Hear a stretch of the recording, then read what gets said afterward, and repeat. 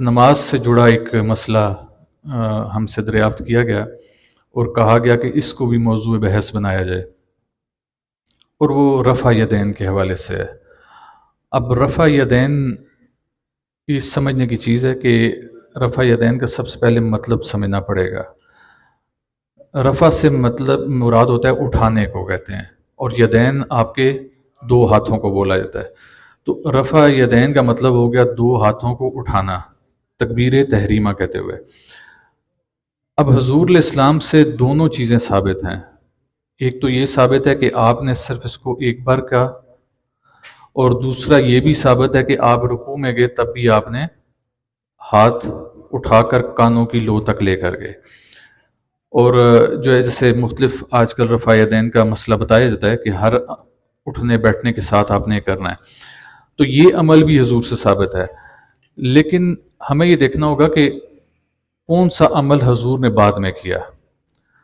اگر تو رفع یدین رکوع میں بھی حضور علیہ السلام نے بعد میں کیا تو پھر وہی بات بنتی ہے، لیکن اگر حضور علیہ السلام نے رفع یدین کو بعد میں ترک فرما دیا تو جیسے میں نے تراویح کے سلسلے میں بیان کیا، جسے بہت سارے لوگوں نے غلط لے لیا، وہ یہ سمجھے کہ ہم کسی کو تراویح سے منع کر رہے ہیں۔ ہم نے یہ بیان کیا تھا کہ حضور اگر کسی چیز کا حکم دیں تو آپ اس حکم کو مان لیں، اور حضور اگر کسی چیز اسی چیز کو جس کا حکم دیا ہوا تھا پھر حضور کہیں کہ اب اس کو ترک کر دیں تو پھر آپ کا کام ہے اس کو ترک کر دیں۔ ہمارا مقصد یہ بتانے کا تھا، جو مختلف صاحبان نے اس کو غلط اس میں لیا، رفع یدین کے بارے میں ہمارا یہ موقف ہے کہ اگر حضور نے اس کو پہلے جاری کیا اور بعد میں ترک فرما دیا تو جو بعد والا حکم ہوگا وہ لاگو ہوگا، ترک کرنے والا۔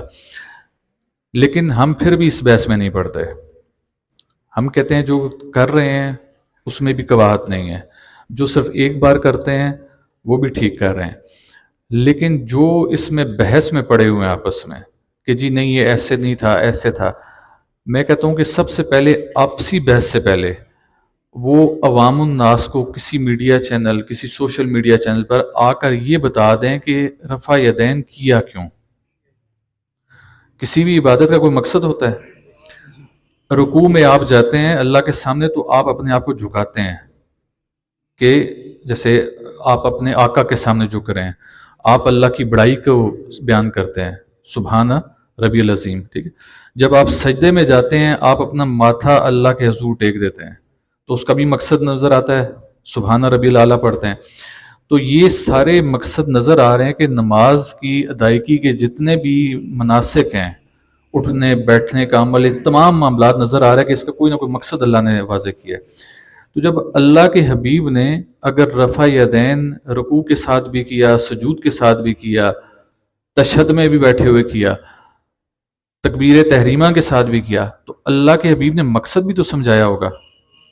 یا اگر اللہ کے حبیب نے اسے صرف تکبیر تحریمہ کے ساتھ ہی کیا، ایک بار ہی کیا، تو پھر بھی کوئی مقصد تو بتایا ہوگا۔ ایسے بھی تو ہو سکتا تھا کہ آپ کہتے کہ جی منہ میرا طرف خانہ کعبہ شریف کے، اللہ اکبر، اور ہاتھ باندھ لیتے یا ہاتھ کھول لیتے۔ اگر آپ نے یہ کانوں تک اپنے ہاتھ اٹھائے تو کوئی مقصد کیا صحابہ کرام نے نہیں پوچھا ہوگا؟ اب صحابہ کرام کی جماعت کوئی ایسی جماعت تو نہیں تھی کہ وہ دیکھتی کہ حضور علیہ السلام ایک عمل کر رہے ہیں تو بس کرتے جائیں، چلیں جی فالو کر لیں گے۔ وہ حضور علیہ السلام کو منوان مانتے تھے، لیکن ایسا بھی نہیں تھا کہ مسائل کے بارے میں پوچھیں نا، تو انہیں لازمی پوچھا ہوگا کہ اس کا مقصد کیا ہے۔ تو میں نے اس کو یہاں پر رفع یدین کے مسئلے کو یہاں پر چھوڑتا ہوں کہ جب یہ ہمارا کلپ سنا جائے گا تو مجھے امید ہے کہ جو مختلف مسالک کے علماء ہیں جو اس کے اوپر بحث کرتے ہیں، اس کو زیر بحث لاتے ہیں، سب سے پہلے وہ میڈیا پر آ کے عوام الناس کو بتائیں کہ اس چیز کا مقصد کیا ہے۔ جب وہ مقصد واضح کر دیں گے نا کہ جی اس کا یہ مقصد تھا، فلاں وجہ سے حضور نے یہ عمل کیا، تو پھر اس کے اوپر ہم بحث کریں گے۔